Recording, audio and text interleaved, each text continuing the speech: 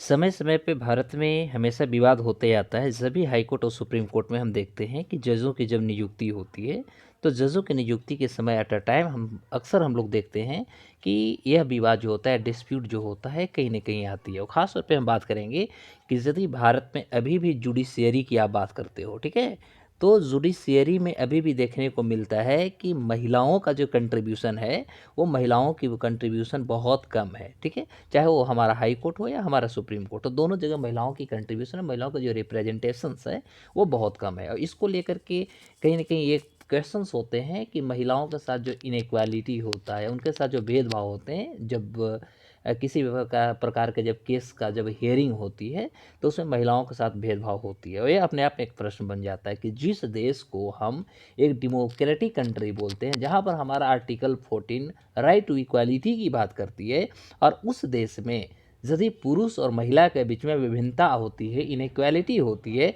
तो this is a question that who is responsible for it, इसके लिए जिम्मेवार कौन होता है। और ये पहले से ही प्रश्न आते रहा है कि इसके लिए जो सबसे बड़ा जिम्मेवार है वह हमारा है कॉलेजियम सिस्टम इन इंडिया। यानी जो हमारे यहाँ कॉलेजियम सिस्टम है, इसके लिए जिम्मेवार है, क्योंकि इंडिया को कहीं ना कहीं पैट्रिकल सिस्टम भी कहा जाता है। और कहीं ना कहीं भारत जो है पति प्रधान देश, पतित्व बहुवादी में ये विश्वास भी करता है।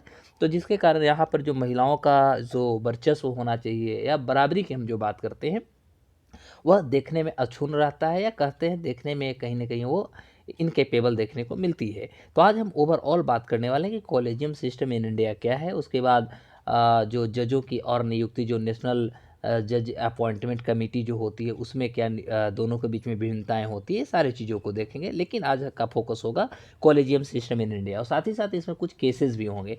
तो हम केसेस की जो होगी बात हम बाद में कर लेंगे, दूसरे एपिसोड हम आपको बनाऊंगा तो उसमें मैं केसेस की बात करूंगा कि कौन कौन से ऐसे केसेस हुए जिसके आधार पर कॉलेजियम पर प्रश्न हुए, या सुप्रीम कोर्ट ने अपना क्या वर्डिक्ट दिया, या हमारा सेंट्रल गवर्नमेंट ने क्या वर्डिक्ट दिया, या क्या उन्होंने स्टेप्स लिया। फिर सारी चीज़ों पर हम बाद में चर्चा करेंगे। तो आज हम देखते हैं collegium system. In collegium system what we have to study, okay. तो हमारा कॉलेजियम सिस्टम क्या है? कॉलेजियम सिस्टम जो होता है एक ऐसी सिस्टम है जहाँ पर जजों की जो इलेवेशन होता है, उनकी जो अपॉइंटमेंट होते हैं, मतलब हम कह सकते हैं, इसीलिए कहीं ना कहीं कॉलेजियम सिस्टम को कहा जाता है सेलेक्टिंग ऑफ जजेस, या कह सकते हैं जजेस सेलेक्टिंग जजेस। तो इसको दूसरे नाम में हम कह सकते हैं कि कुछ जो क्रिटिक्स हैं यानी आलोचक हैं, उन्होंने इसको एक लीगल फॉर्म कह सकते हैं या क्रिटिक की भाषा में कह सकते हैं। उन्होंने कहा कि कॉलेजियम सिस्टम जो होता है, ये जजों को जब जज ही अपॉइंटमेंट करते हैं तो उस सिस्टम को भी हम कॉलेजियम सिस्टम कहते हैं, है ना। तो इस आधार पर हम कह सकते हैं कि इसमें क्या होती है कि इनके जो जजों का जो होता है अपॉइंटमेंट होता है, तथा उनको इलेवेट होता है। इलेवेट का मतलब होता है उनकी खुश करने की भी कोशिश की जाती है। लॉयर्स जो होते हैं सुप्रीम कोर्ट के, है ना, उनको ट्रांसफ़र की जाती है हाई कोर्ट, और एक हाई कोर्ट से दूसरे हाई कोर्ट में भी, या कह सकते हैं एक हाई कोर्ट से, यानी कह सकते हैं कि हाई कोर्ट से जब सुप्रीम कोर्ट में उनको ट्रांसफ़र की जाती है, जो हमारी एपेक्स कोर्ट ऑफ इंडिया कहलाता है। तो ये सारी जो प्रक्रियाएं होती है वो भारत के जो चीफ जस्टिस ऑफ इंडिया होते हैं, जिसको हम लोग CJI बोलते हैं, तो उनकी देख रेख में ये सारे एक्टिविटीज़ होता है। और साथ ही साथ वो इसके लीडिंग करते हैं, या कह सकते हैं वो इसके चेयरमैन होते हैं। और साथ ही साथ उनके साथ और 4 फोरमोस्ट कह सकते हैं सीनियर मोस्ट जजेस भी होते हैं सुप्रीम कोर्ट का। और ये पूरे हम ओवरऑल कर सकते हैं चीफ जस्टिस ऑफ इंडिया तथा 4 जो सीनियर मोस्ट जजेस होते हैं उनकी देखरेख में यह पूरा का पूरा जो कॉलेजियम का जो खेला होता है, कॉलेजियम सिस्टम का जो एक्टिविटीज़ होते हैं, वो सारे एक्टिविटीज़ यहाँ पर देखने को मिलता है।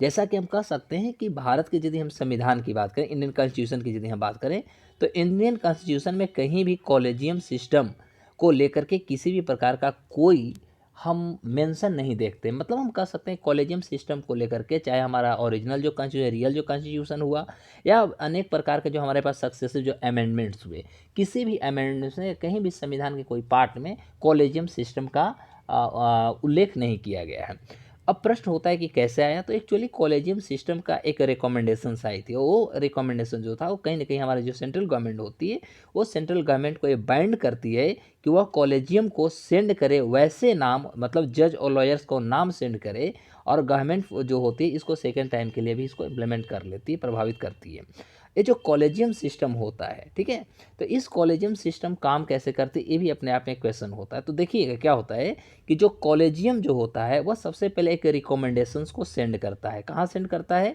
तो उस जो रिकमेंडेशन होती है, इस रिकमेंडेशंस में कुछ नाम जो होते हैं वो लॉयर्स के होते हैं या कुछ जजेस का नाम होते हैं, वह रिकमेंडेशन भारत सरकार को भेजती है, सेंट्रल गवर्नमेंट को भेजती है। सिमिलरली कह सकते हैं फिर सेंट्रल गवर्नमेंट जो होती है वो पुनः कह सकते हैं इस प्रपोजल को यानी कॉलेजियम को फिर वो उन नामों को यहाँ पर रिसेंड करता है या कह सकते हैं पुनः भेजता है। फिर क्या होती है कि जो सेंट्रल गवर्नमेंट होती है ना, वो सच जो फैक्ट जो होता है उसको इन्वेस्टिगेट करता है, उसकी जांच करती है, जांच पड़ताल करती है। और ये जांच पड़ताल जो पूरा ओवरऑल होता है वो आईबी के द्वारा होता है। इन्वेस्टिगेशन जो हमारी होती है पूरी प्रक्रियाओं का वो इंटेलिजेंस ब्यूरो करता है। Is it okay?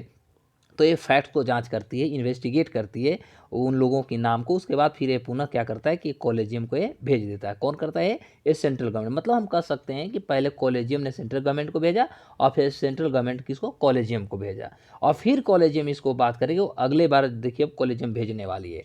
अब क्या हुआ कि अब सेंट्रल गवर्नमेंट जो है कॉलेजियम को भेज चुका है ना। तो अब क्या होगी कि जो कॉलेजियम होगा वो फिर कंसिडर करेगा, ठीक है। वो जो नाम सेंट्रल गवर्नमेंट के द्वारा जो सजेस्ट किए गए हैं वो सारे नामों को पुनः कॉलेजियम जो होगा वो क्या करेगा? फिर उसको कंसीडर करेगा, रिकंसीडर भी आप कह सकते हैं। उसके बाद वो सजेशन बनाएगी, उसके बाद फिर वो पुनः सेंट्रल गवर्नमेंट को भेज देगा, रिसेंड करेगा सेंट्रल गवर्नमेंट के। और जैसे ही रिसेंड करेगा तो फिर सेंट्रल गवर्नमेंट जो होती है वह उसे अप्रूवल दे देती है। उस फाइल जो भी आगे फाइल आती है उस फाइल पर सेंट्रल गवर्नमेंट उसको अप्रूवल दे देती है।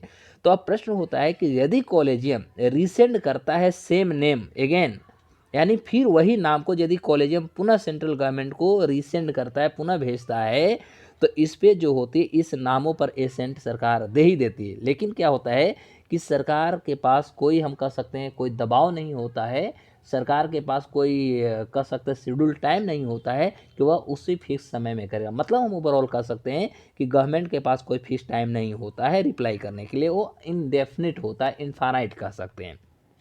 और यही रीज़न होता है कि कभी कभी हम देखते हैं कि हाई कोर्ट और सुप्रीम कोर्ट में जजों की नियुक्ति में एक बहुत लंबी समय लग जाती है।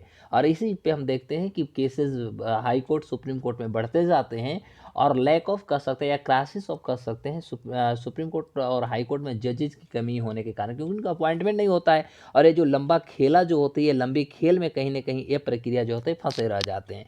तो इसको लेकर के जो होती है अंततः क्या होता है कि इस पे ही बार बार प्रश्न होते हैं, बहुत सारे लंबी केसेस चलते रहते हैं, इस तरह से समस्याएं होती है। अब प्रश्न होता है कि जो हाई कोर्ट के जजेस होते हैं वो हाई कोर्ट के जजेस को दूसरे हाई कोर्ट में ट्रांसफ़र करना, या कह सकते हैं एक हाई कोर्ट के जो जज होते हैं उसको एपेक्स कोर्ट यानी भारत का जो सुप्रीम कोर्ट होता है उसमें जो उनको ट्रांसफ़र किया जाता है ना। एक कैसे कैसे प्रक्रियाएं होती है इसके बारे में भी हमें जानना चाहिए।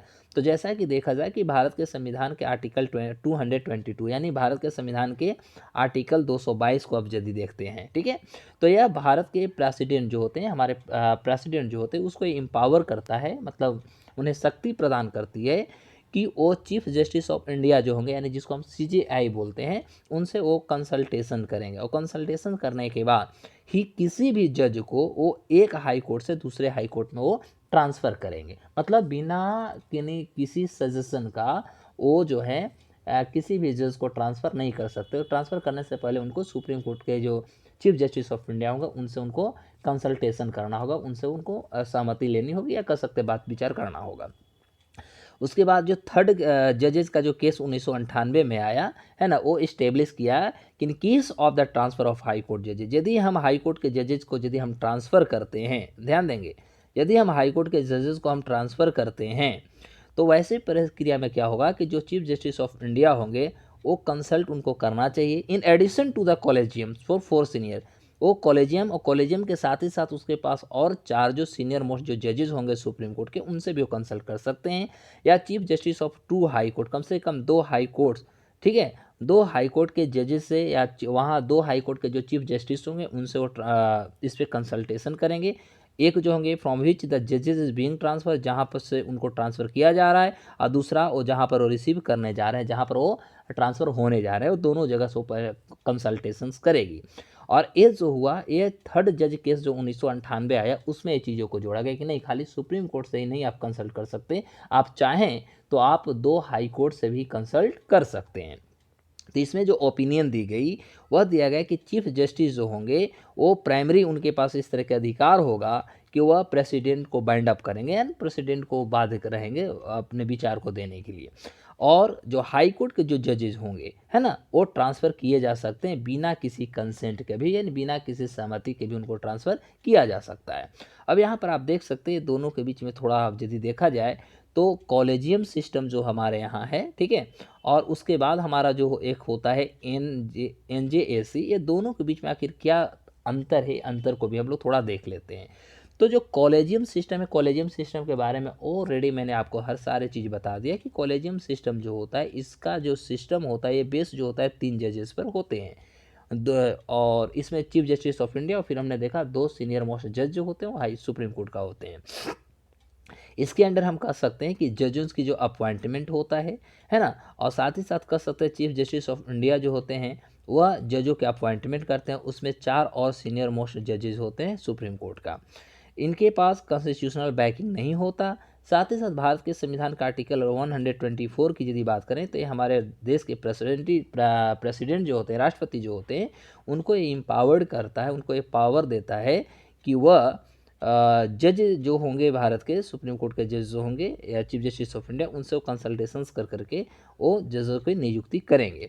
लेकिन इसीलिए कुछ क्रिटिक्स जो होते हैं, कुछ आलोचक जो होते हैं, कहते हैं कि यह जो है क्लोज डोर सिस्टम है, जो कहीं ना कहीं हमारी जो ट्रांसपेरेंसी होता है जुडिशियरी में, इस ट्रांसपेरेंसी पर कहीं ना कहीं ये प्रहार है, कहीं ना कहीं अटैक है। इस तरह के क्वेश्चंस क्रिटिक्स के द्वारा उठाए जाते हैं। लेकिन जब हम एनजेएसी की बात करें, नेशनल जज अपॉइंटमेंट कमेटी की यदि बात करते हैं, है ना, तो इसमें आप देख सकते हैं कि एनजेएसी जो था, यह एक ऐसी बॉडी है जिसको क्रिएट किया गया था इन 2 decade old supreme court collegium system के द्वारा जजेस अपॉइंटिंग, और इसका भी काम है जजेस अपॉइंट करना, जजेस को नियुक्ति करने का ही इसका भी काम है। एक्चुअली हम कह सकते हैं कि ये जो लोकसभा के द्वारा अगस्त 13 2014 को एनजेएसी इसको पास किया गया था, वो अंततः हमने देखा कि ये राज्यसभा से भी पारित हो चुका था। इसमें क्या होते हैं कि 6 लोग होते हैं। एक सबसे पहला चीफ जस्टिस ऑफ इंडिया होता है, सीजेआई होता है। उसके बाद 2 सीनियर मोस्ट सुप्रीम कोर्ट के जजेस होते हैं, फिर लॉ मिनिस्टर होते हैं, और 2 इसमें एमिनेंट पर्सन्स होते हैं। एमिनेंट पर्सन्स के मतलब कह सकते हैं आप रिनाउंड ज्यूरिस्ट भी कह सकते हैं, या renowned non people of legal activity या लॉयर्स भी कह सकते हैं आप इसमें। तो 2 इसमें एमिनेंट पर्सन्स को भी जोड़ा जाता है। और जो एनजेएसी है, इसको भी क्रिटिक्स कहते हैं कि जजेस इन एनजेएसी, यानी जो एनजेएसी में जो जजेस होते हैं उनको भी सपोर्ट की ज़रूरत होती है दूसरों का, ठीक है। और जिससे कि क्या होता है कि जो हमारा जुडिशियल जो इंडिपेंडेंस होता है, इसके साथ कहीं ना कहीं वो डरते हैं और इसके साथ वो कंप्रोमाइज़ कर लेते हैं। तो दोनों के बीच में यदि देखा जाए तो जहां हम कॉलेजियम सिस्टम में देखते हैं कि यहाँ पर कहीं ना कहीं ट्रांसपेरेंसी पे प्रश्न उठाए जा रहे हैं, तो यहाँ कहीं ना कहीं जो देखा जाए एनजेएसी में, तो यहाँ पर कहीं ना कहीं जो हमारे जुडिशियरी का जो इंडिपेंडेंस होता है ना, उस इंडिपेंडेंस में कंप्रोमाइज़ के प्रश्न को उठाए जाते हैं।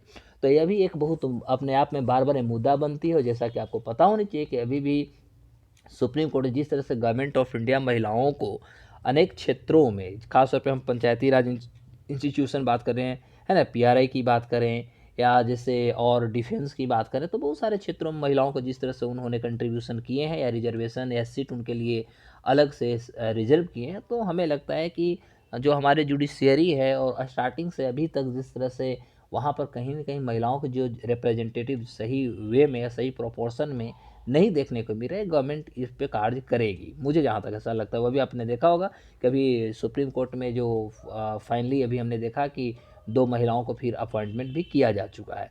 तो फिर हम लोग इसी तरह नए एपिसोड के साथ मिलेंगे। तब तक के लिए देखते रहिए, एंजॉय कीजिए, सीखिए कुछ। तब तक के लिए जय हिंद,